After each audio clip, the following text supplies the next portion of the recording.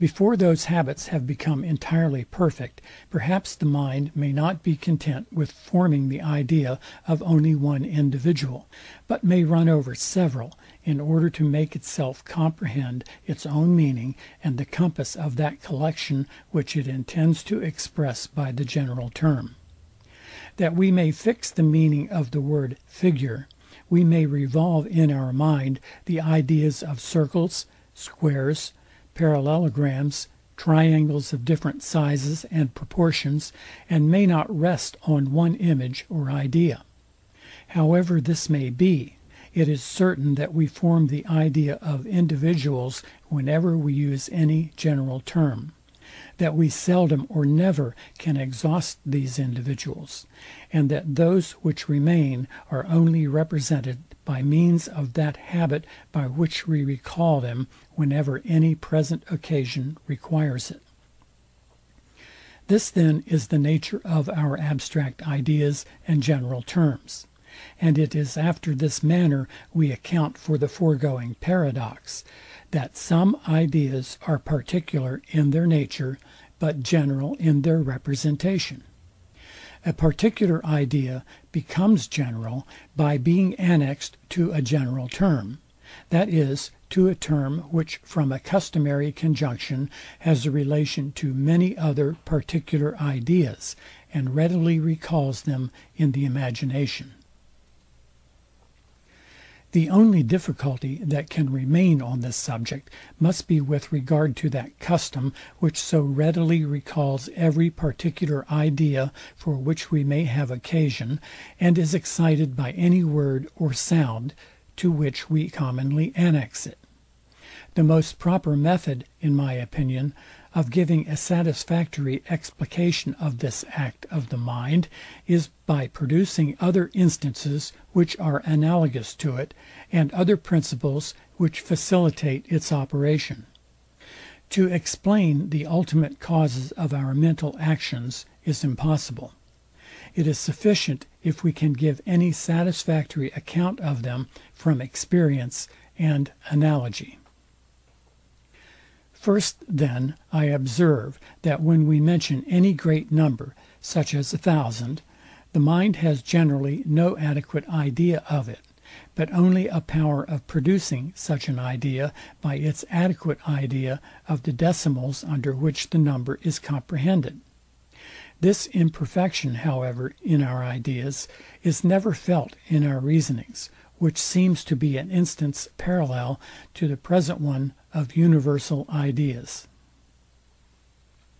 Secondly, we have several instances of habits which may be revived by one single word, as when a person who has by rote any periods of a discourse, or any number of verses, will be put in remembrance of the whole, which he is at a loss to recollect, by that single word or expression with which they begin.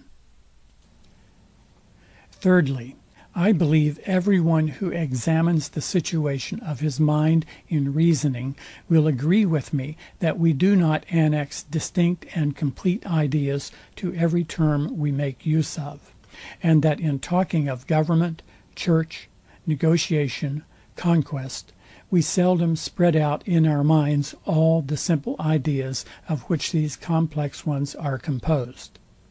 It is, however, observable that notwithstanding this imperfection, we may avoid talking nonsense on these subjects, and may perceive any repugnance among the ideas as well as if we had a full comprehension of them.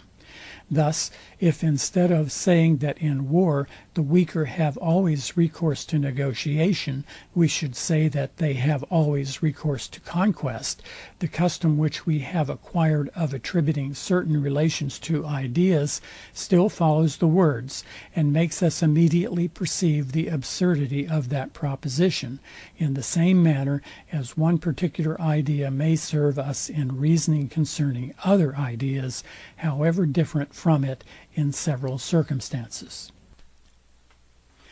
Fourthly, As the individuals are collected together and placed under a general term with a view to that resemblance which they bear to each other,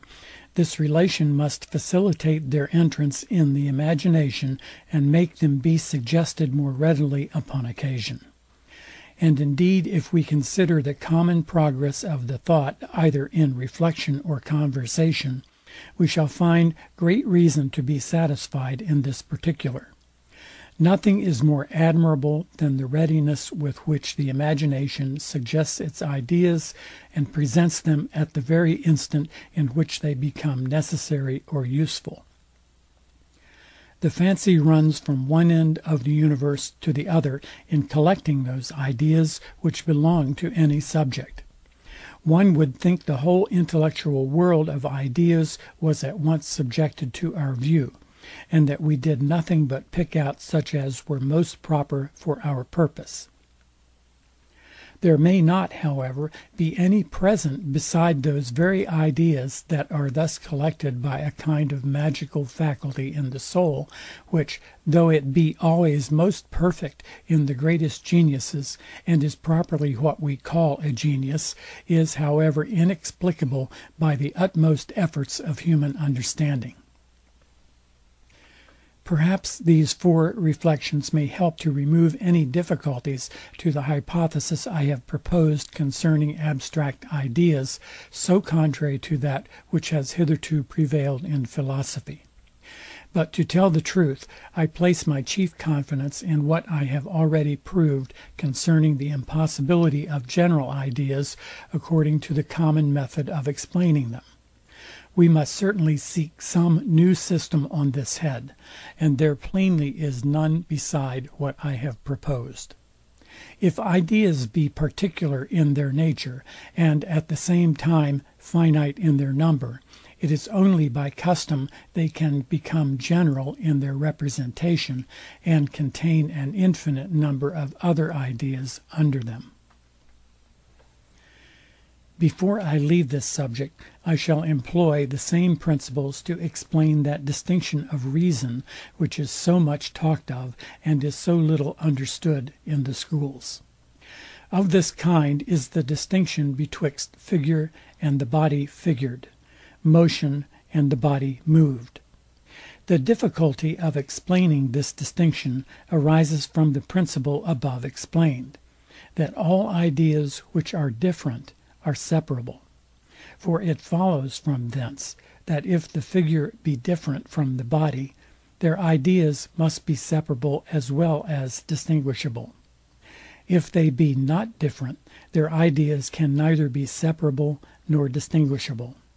What then is meant by a distinction of reason, since it implies neither a difference nor separation? To remove this difficulty, we must have recourse to the foregoing explication of abstract ideas.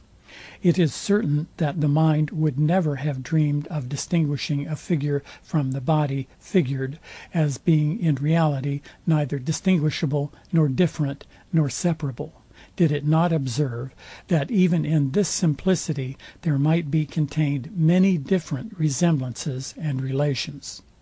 Thus, when a globe of white marble is presented, we receive only the impression of a white colour disposed in a certain form,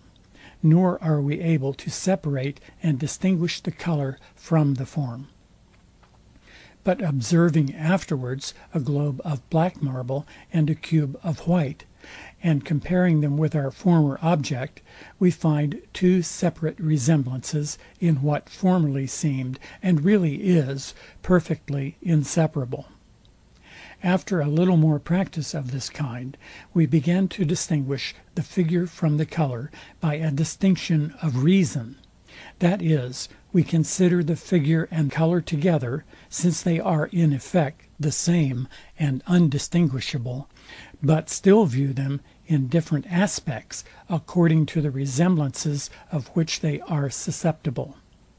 When we would consider only the figure of the globe of white marble, we form in reality an idea both of the figure and colour,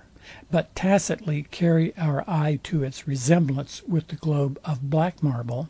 and in the same manner, when we would consider its colour only, we turn our view to its resemblance with the cube of white marble. By this means we accompany our ideas with a kind of reflection, of which custom renders us in a great measure insensible. A person, who desires us to consider the figure of a globe of white marble without thinking on its colour, desires an impossibility; but his meaning is, that we should consider the figure and colour together, but still keep in our eye the resemblance to the globe of black marble, or that to any other globe of whatever colour or substance. End of File 9.